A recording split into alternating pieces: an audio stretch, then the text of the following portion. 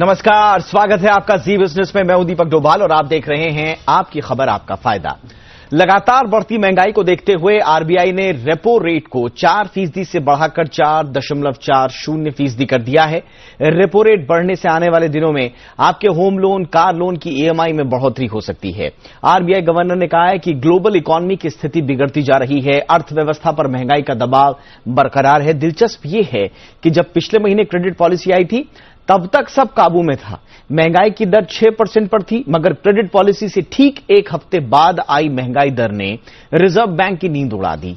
ये बढ़कर 7% हो गई थी और इसके करीब 3 हफ्ते बाद दरों में बढ़ोतरी कर दी गई। दरें बढ़ाते वक्त आरबीआई गवर्नर ने यह भी कहा कि युद्ध की वजह से महंगाई और ग्रोथ का अनुमान बदला है। तो आज इस पर चर्चा करेंगे कि जो महंगा ब्याज कहा जा रहा है कि महंगाई का इलाज होता है, क्या वाकई में ऐसा है? ये महंगाई जो है वो किस तरह की है? ये डिमांड वाली है या सप्लाई वाली? और इसके बीच में आरबीआई का ये फैसला क्या किस तरह के असर इकोनॉमी पर लेकर आएगा, इस पर विस्तार से चर्चा करेंगे। पहले रिपोर्ट देखिए, खास मेहमानों के साथ लौट रहे हैं।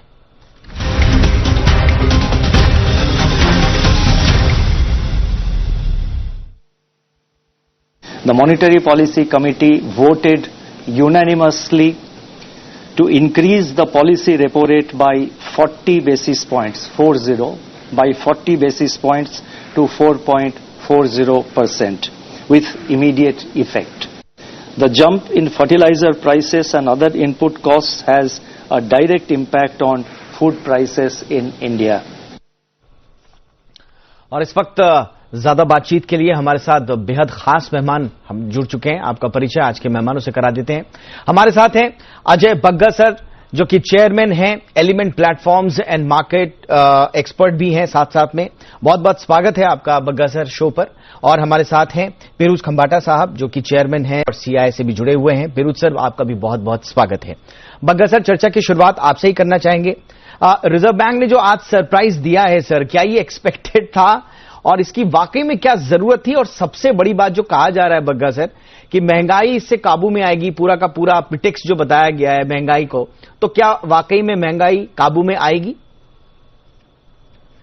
देखिए दीपक जी, सरप्राइज है तभी तो इसको सरप्राइज कह रहे हैं, तो एक्सपेक्टेड नहीं था। और जैसे आपने कहा कि 3 हफ्ते पहले अप्रैल की पॉलिसी में अकोमोडेटिव स्टांस रखा गया।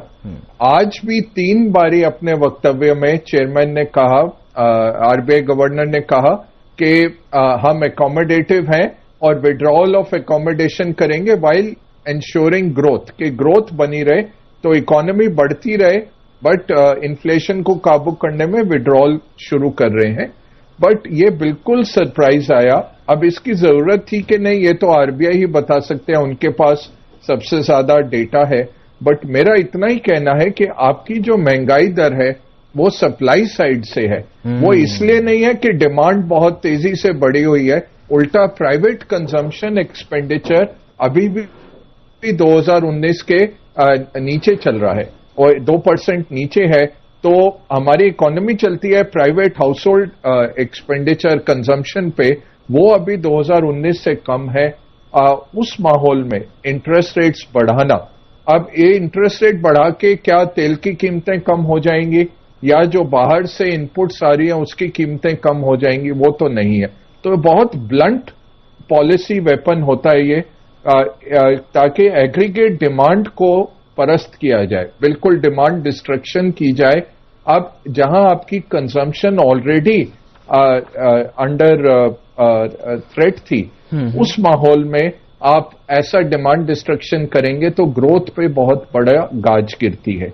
बिल्कुल। तो मैं बिल्कुल सोचता हूं मार्केट की तरफ से और इकोनॉमी की तरफ से हमें चिंता का विषय है ये इंटरेस्ट रेट्स बढ़ना।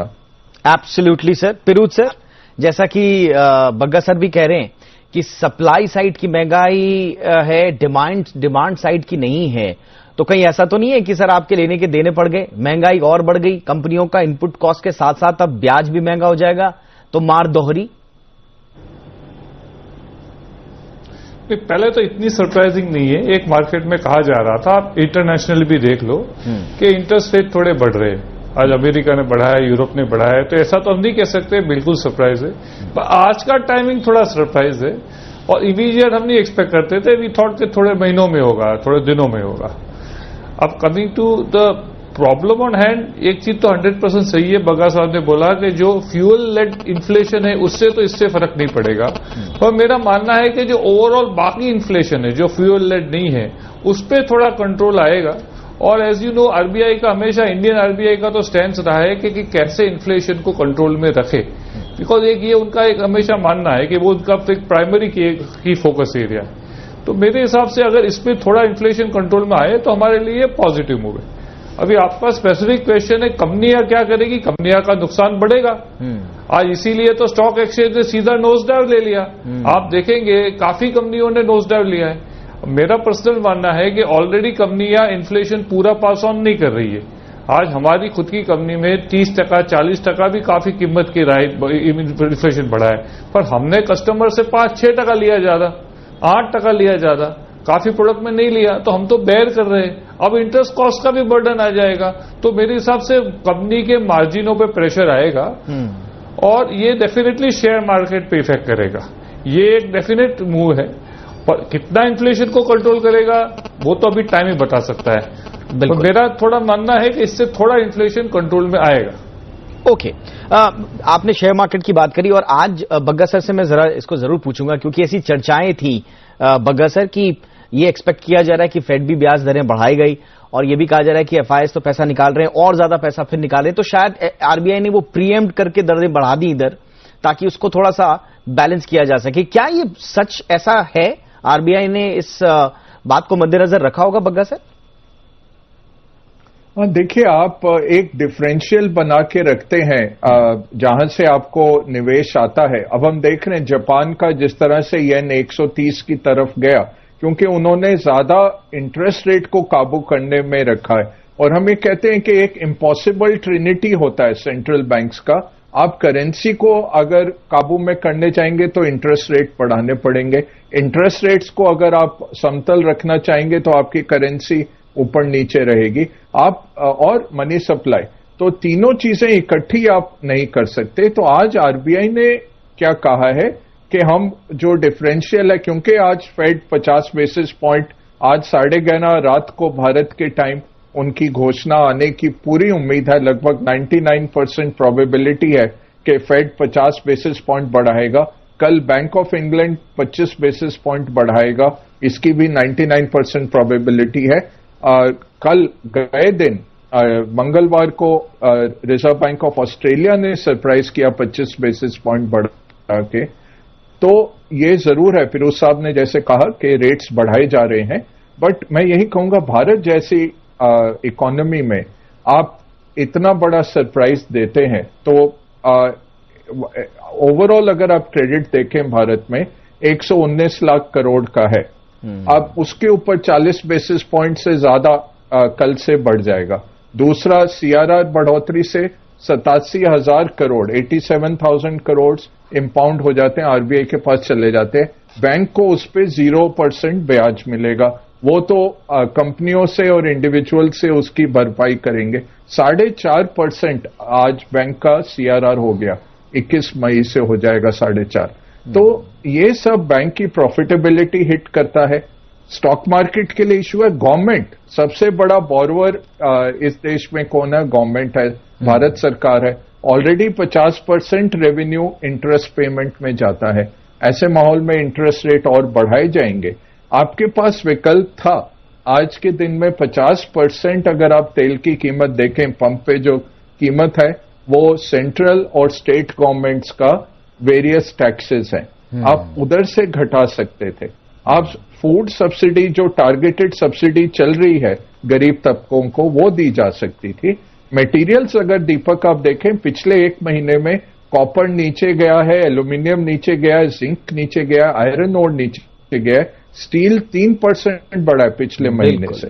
और खाद्य पदार्थों में तो हम सक्षम है, सिर्फ एडिबल ऑयल्स में दिक्कत है, वो आप जीरो ड्यूटी करिए और विकल्प ढूंढिए, राइस ब्रांड लगाइए, रेपसीड ऑयल ओवरनाइट आप लिटरली 3 महीने में आप बना सकते हैं।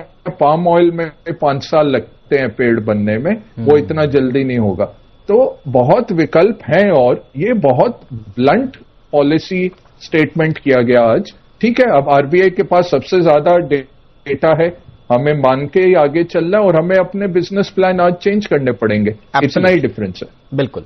और सरप्राइज कई तरह के होते हैं, लेकिन सरप्राइज को हैंडल करने की क्षमता कितनी है, जिसका आपने जिक्र भी किया, वो सरप्राइज हैंडल करने की क्षमता क्या भारतीय अर्थव्यवस्था में, इंडियन इकोनॉमी में है या नहीं, ये एक बड़ा सवाल है।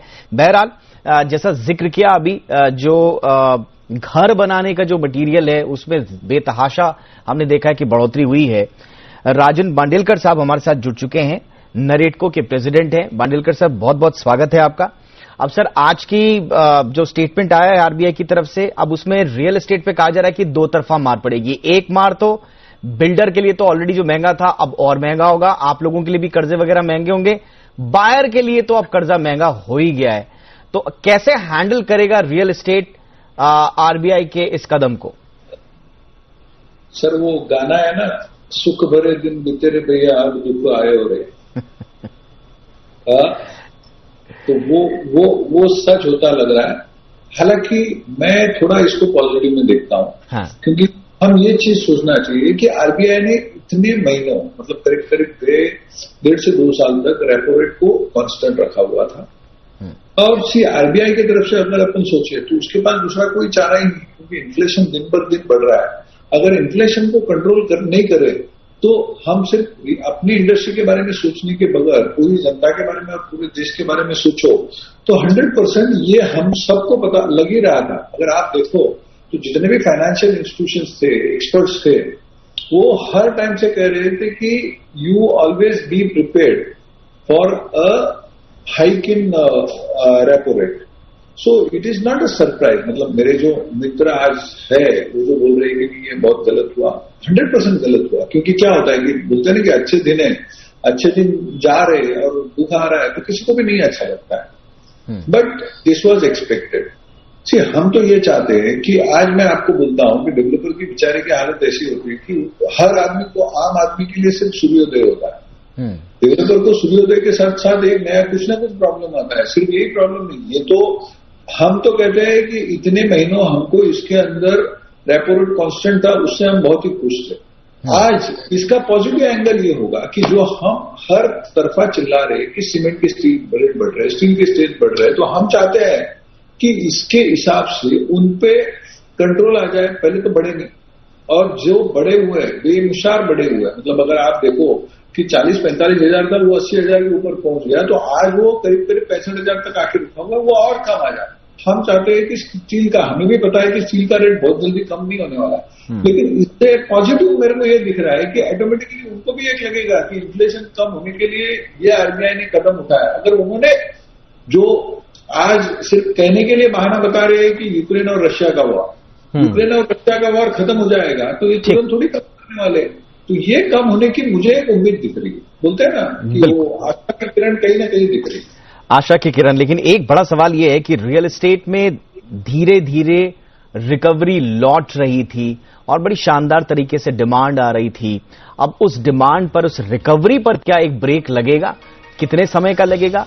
ये ऐसे सवाल हैं जिसको एक छोटे से ब्रेक के बाद पूछेंगे। बने रहिए हमारे साथ। तीनों मेहमान हमारे साथ हैं, लौट रहे हैं छोटे से ब्रेक के बाद।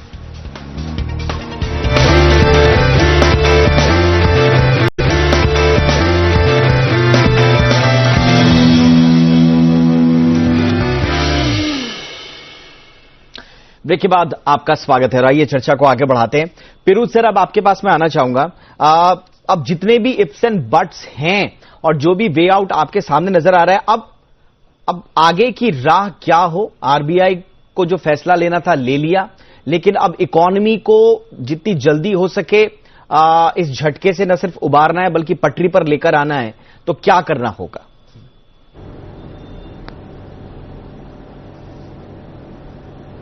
पिरूज सर, मेरा सवाल आपसे सर। मुझे लगता है पिरूज सर तक हमारी आवाज नहीं जा पा रही है। बग्गा सर, आपकी नजर में अब वे आउट क्या करना होगा? नहीं, देखिए, बाकी तो सरकार ले ही रही है मेजर्स, और ये लॉन्ग हॉल है।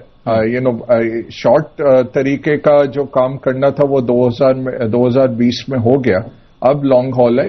अच्छी बात क्या है, इंडिया का ग्रोथ डायनामिज्म बरकरार है।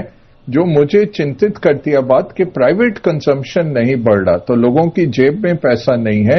एक तरीका है, सरकार ने जो सेफ्टी नेट किया है, जो खाद्य पदार्थ सीधा लोगों को जा रहे हैं, वो बहुत अच्छा एक IMF की भी रिपोर्ट इस पे आई कि उससे भूखमरी बिल्कुल कम हो गई भारत में, हर एक को एटलीस्ट खाद्य पदार्थ पहुंचे। बट अब जरूरत है कि लोगों के कंजम्पशन बढ़ाने के जरिए बढ़ाए जाएं, और रूरल डिमांड जो है दीपक वो पिकअप नहीं कर रही, और उसके कारण हम देख रहे हैं कि कंपनियों की बैलेंस शीट्स पे भी असर पड़ रहा है, जो रूरल डिमांड पिकअप नहीं आ रहा है। तो ये थोड़े पेचीदा मामले हैं, बहुत शॉर्ट टर्म में ज्यादा हल नहीं है और इसका पेन बेयर करना पड़ेगा। बट ओवरऑल इकोनॉमी का ग्रोथ डायनामिक है, 6-6.5% इस माहौल में भी ग्रोथ जरूर भारत में आ जाएगी। अब चाहिए क्या कि स्टेबिलिटी ऑफ पॉलिसी लाई जाए जो चल रही है, और थोड़े सेक्टर्स को अगर कुछ टैक्स कट्स दिए जाएं जिससे कि जॉब्स क्रिएट हो सके, जिससे कि और वेलोसिटी इकोनॉमी की क्रिएट की जाए, ये बहुत जरूरी रह जाता है। और सबसे बड़ी बात तेल है, तेल की कीमत अगर कम करी जाए उसका मल्टीप्लायर इफेक्ट पूरी इकोनॉमी में आ जाता है। बहुत हाई लेवल्स पे तेल की कीमतें आ गई हैं। बिल्कुल, और सबसे बड़ी बात यह है कि इसमें पूरा का पूरा जो और कॉम्प्लेक्स हो गया है, इसमें जो स्टेट वर्सेस सेंटर का जो एक नया आपस में इनकी रस्साकसी शुरू हुई है, अब ज्यादा हाई टाइम है कि वो फिलहाल जो डिफरेंसेस हैं उनको पीछे करके कैसे तेल की कीमतों पर कम करने पर काम किया जाए, तो ज्यादा फिर बात बन पाएगी। पिरूज सर, जो मेरा सवाल राजन सर से बातचीत करते हुए जो मैं कह रहा था कि रिकवरी एक शानदार मोड में आ ही रही थी, और अभी भी हमने बहुत सारे सेक्टर्स में देखा कि हम शानदार डिमांड भी थी, रिकवरी भी आ रही थी, लेकिन फिर भी अभी हम प्री पैंडेमिक लेवल पे बहुत सारे सेक्टर्स में नहीं पहुंचे हैं। ऐसे में आरबीआई का ये फैसला कुछ ना कुछ रिपरकशंस लेकर आएगा, उनको पार पाने के लिए हमें क्या करना होगा सर? पहली बात मेरा मानना है कि जो फूड प्राइसेस में काफी बढ़ोतरी हुई, जो आरबीआई ने एक प्रोजेक्शन डाला था कि फूड इन्फ्लेशन इतना होना चाहिए, उससे भी फूड इन्फ्लेशन ज्यादा बढ़ रहा है। तो ये हिसाब से मैं ये जो रेट हाइक को तो मैं सपोर्ट कर रहा हूं, बिकॉज एक चीज के लिए फ्यूल को बाजू में रखते हैं, आज इंडिया का जो आम आदमी भी फूड से जीता है, तो मेरे हिसाब से ये पॉजिटिव चीज है कि उन्होंने की है। अब जो पूरा डिस्कशन बाकी चल रहा है कि फ्यूल प्राइस का क्या उकेल है, मेरे हिसाब से मैं हमेशा कहता मानता हूं कि जीएसटी में फ्यूल को इमीडिएटली ला देना चाहिए, क्योंकि इससे क्या हो रहा है, कंपाउंडिंग इफेक्ट हो रहा है। अगर मेरे ट्रांसपोर्ट पे फ्यूल लगता है, वो फ्यूल पे तो मेरे को इनपुट क्रेडिट नहीं मिल रहा है। आज मैं इलेक्ट्रिक ड्यूटी खरीद देता हूं इलेक्ट्रिसिटी पे, उस पर मेरे को फ्यूल इंक्रीज नहीं मिल रहा है। हमारी फैक्ट्री में डीजल लगता है, उसको इनपुट क्रेडिट नहीं मिल रहा है। तो इससे क्या हो रहा है, एक कास्केडिंग इफेक्ट हो रहा है। और जीएसटी का हमेशा मतलब होता है कि हमेशा कास्केडिंग इफेक्ट ऑफ टैक्स नहीं हो। और इसमें कौन कौन नुकसान किसका हो रहा है, कस्टमर का हो रहा है, क्योंकि ये हम लोग को इन द एंड तो कस्टमर को पास ऑन करना है। तो मेरे हिसाब से फ्यूल को इमीडिएटली जीएसटी में लेने की जरूर है, और इसके लिए एक स्पेशल मीटिंग बुलाई जाए जीएसटी काउंसिल की। और अभी एक इश्यू का स्टेट क्या शेयर करेगा, फ्यूल सेंटर क्या करेगा, ये एक फॉर्मूला उन पे है, वो फॉर्मूला नक्की कर ले, पर उसके लिए कस्टमर क्यों भूखे? सही बात। तो ये मेरा पर्सनल मानना है। और सेकंड है कि फ्यूल का टैक्स को कैप होना चाहिए। ओके। एक एडवोलरम परसेंटेज पे होता है, तो जब भी इंटरनेशनल रेट बढ़ते रहते हैं तब वो परसेंटेज बढ़ता रहता है। आज बैरल अगर $50 है और आप 20% टैक्स ले रहे हो, और बैरल $100 हो जाता है, आप 20% टैक्स ले रहे हो, तो अल्टीमेटली बहुत नुकसान हो जाएगा। मेरे हिसाब से कैप रखना चाहिए, अगर इससे ज्यादा फ्यूल नहीं होगा। अदरवाइज जब फ्यूल बढ़ता रहेगा, टैक्स भी बढ़ता रहेगा। अब मेरे को पता है कि फ्यूल का बैरल का कॉस्ट, रॉ फ्यूल का हमारे हाथ में नहीं है, पर जीएसटी तो हमारे हाथ में कंट्रोल करना। तो इसका पूरा कास्केडिंग इफेक्ट हो रहा है इकोनॉमी पे, और मेरे हिसाब से इन्फ्लेशन ज्यादा इसके कारण इंक्रीज हो रहा है, ये जो कास्केडिंग इफेक्ट हो रहा है। और जो फ्यूल कंपनियां हैं वो तो और उनका मार्जिन बढ़ रहा है। बिल्कुल। हालांकि सरकार ने बार बार सफाई भी दी, और लेटेस्ट जो बयान भी आया है सेंटर की ओर से कि हम तो तैयार हैं, हमें कोई प्रॉब्लम नहीं है, लेकिन सारा का सारा जीएसटी का जो मसला है वो स्टेट की वजह से अटका हुआ है। अगेन सेंटर जो है स्टेट पे बात डाल रहा है, पर आप जैसा कह रहे हैं और कई एक्सपर्ट्स पहले भी बोल चुके हैं कि इस मसले पर एक अलग से एक स्पेशल टॉक्स इनिशिएट की जानी चाहिए, और जीएसटी के दायरे में कैसे लाया जाए इस पर अब बहुत बहुत ही गंभीरता से विचार किया जाना चाहिए। बहरहाल राजन सर, आपसे मेरा वही सवाल, आपको नहीं लगता है कि जो रिकवरी जो शानदार मोड में आ रही थी उस पर कोई ब्रेक लगेगा क्या सर? और क्या जो सेंटीमेंट बना हुआ था, हमने देखा बहुत सारे अच्छे रिजल्ट्स आए हैं, इनफैक्ट जो महंगे घर हैं उनकी जो बिक्री हमने देखी बीते कुछ महीनों से शानदार रही है। कल के हमारे पास रिपोर्ट्स आए हैं जिन लोगों ने गृह प्रवेश किया है अक्षय तृतीया के मौके पर, एक सेंटीमेंट शानदार पॉजिटिव टर्न आउट हुआ था, लेकिन रिकवरी में क्या कोई बाधा आएगी सर सरकार के आरबीआई के इस फैसले से?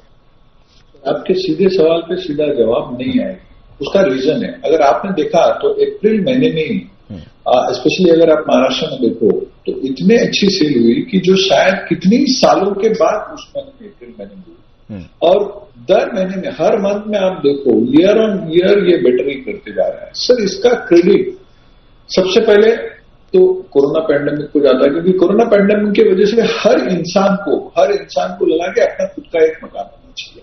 मैं आपसे हर चैनल में हर मेरे जो भी वक्तव्य होता है उसमें कहता हूं कि अगर आप घर के गृहिणी को पूछो कि आपको सोना चांदी चाहिए या घर चाहिए, तो वो अपना खुद का सोना चांदी घर का निकाल के दे देगी, बोलेगी मुझे पहले मकान चाहिए। तो ये एक बहुत अच्छा हुआ है। दूसरी बात देखो, आज क्या होता है कि आज इतने लंबे अरसे तक रेट ऑफ इंटरेस्ट कम रहा है, तो वो जो लोगों को था, और ये जो रेट ऑफ इंटरेस्ट जो कम हुआ है कि इसके अंदर जो बढ़ा हुआ है, इसका नो डाउट कि बैंक इसको इमीडिएट बढ़ाएंगे, लेकिन बैंक को भी पता है कि जैसे इमीडिएट बढ़ाएंगे तो बैंक को भी इफेक्ट होगा। तो सारे बैंक तुरंत के तुरंत नहीं बढ़ाएंगे, क्योंकि जिनको भी बैंक के अंदर भी आज जो बिजनेस आ रहा है उसको लेने के लिए इंटरनल कॉम्पिटिशन बहुत है। अगर आप देखो हर बैंक ने उसके हिसाब से रखा हुआ है। तो मेरा बेसिक मानना है कि उतना इमीडिएट इंपैक्ट नहीं आएगा। हालांकि दूसरा, हम सब मिलकर प्रे करें कि अभी अगले महीने में मानसून आ रहा है, तो अगर मानसून अच्छा आ जाएगा तो इसका जो इंपैक्ट उतना नहीं आएगा। हाँ, ये बेशक मैं भी मानता हूं कि रेपो रेट में चेंज करना जरूरी था, क्योंकि इन्फ्लेशन लेवल जो लेवल पे बढ़ रहा है, अगर उसको आप राइट टाइम पे कंट्रोल नहीं करो ना, तो देन तो it goes beyond your reach. Second thing मैं चाहता हूं कि जैसे मेरे मित्र ने बोला कि बाबा जीएसटी में फ्यूल को लेके आना चाहिए। सर जीएसटी में फ्यूल लाने के बजाय वो 100% उनको इजी मामला नहीं है, क्योंकि स्टेट को कन्विंस करना पड़ेगा। उससे बेहतर हम बहुत इजी दो रास्ते बताएंगे, अगर एक आरबीआई ने किया और एक सरकार ने किया। क्योंकि 1 अप्रैल 2019 में जब जीएसटी में से हमारी आईटीसी निकाली गई थी, आज अगर आपको पता होगा तो रियल एस्टेट में आईटीसी निकाली गई है, तो हम चाहते हैं कि आईटीसी, क्योंकि हम डेवलपर, हम गवर्नमेंट के ग्राहक है जीएसटी के लिए, क्योंकि हम उनके कंज्यूमर है, तो उसका ऑप्शन जीएसटी में आईटीसी लेना या न लेना, उसका ऑप्शन वो कंज्यूमर को यानी हमें दे, तो हमारे डेवलपर को काफी इजी हो जाएगा। और इसका सबसे बड़ा बेनिफिट ये होगा कि आज जैसे मैंने कहा आपको, स्टील का दाम 40,000 से 80,000 85,000 हो गया, तो 40,000 के ऊपर हमको जीएसटी लगती थी 7,000 रुपये से, लेकिन आज वही जब 80 और 90,000 हो गई है तो जीएसटी हमको 15 से 17,000 रुपये लग रही है। मतलब स्टील का तो दाम बढ़ गया एक तरफ, लेकिन जीएसटी भी बढ़ गई। इसका बेसिक उदाहरण अगर आप देखो तो लास्ट महीने में जीएसटी का कलेक्शन रिकॉर्ड हो गया 1.68 लाख करोड़। दूसरा मुद्दा जो मैं कहना चाह रहा हूं कि आरबीआई ने यहाँ पे रेपो रेट बढ़ा दिया, दूसरे जहां पर कि आरबीआई ने एक नया सारे बैंक को गाइडलाइन दिया हुआ है कि बाबा आप टीडीआर और प्रीमियम एफएसआई को फंड नहीं कर सकते। हालांकि they are not land, they are by product of land. तो उसमें अगर आरबीआई बदल लावे ना, तो हमारे लिए ये जो इम्पैक्ट है, इससे उसका जो एडवांटेज बहुत ज्यादा होगा। बिल्कुल, और जैसा शो की शुरुआत में कहा था कि अब सारी चीजें रीस्ट्रक्चर करनी पड़ेंगी सबको, बग्गा सर ने शो की शुरुआत में ये कहा था, चाहे वो इंडस्ट्री हो चाहे आम आदमी हो, तो वो दिन अब आ चुका है। अब किस तरह से आगे दबाव जो इकोनॉमी पर आएगा, इंडस्ट्रीज पर आएगा, बाजार पर आएगा और एक आम आदमी पर आएगा, वो इस दबाव को कैसे झेल पाएगा और उससे पार पाएगा, ये देखना होगा। लेकिन जैसा कि आरबीआई का कहना है कि लॉन्ग टर्म के लिए ये सेहतमंद होगा इकोनॉमी के लिए। उम्मीद यही करते हैं कि जिस इंटेंशन के साथ आरबीआई लेकर आई है वो इंटेंशन कम से कम आउटकम में दिखे, बट सवाल अभी बहुत हैं और कहा यही जा रहा है कि इकोनॉमी पर फिलहाल एक त्वरित दबाव जरूर आ सकता है। बहुत बहुत शुक्रिया आप तीनों का हमारे साथ इस शो में शामिल होने के लिए। Ajay Bagga sir, thank you so much. Rajan sir, thank you so much sir. Firoz Khambata sir, आपका भी बहुत बहुत शुक्रिया सर। आपकी खबर आपका फायदा में इतना ही, इजाजत दीजिए, नमस्कार।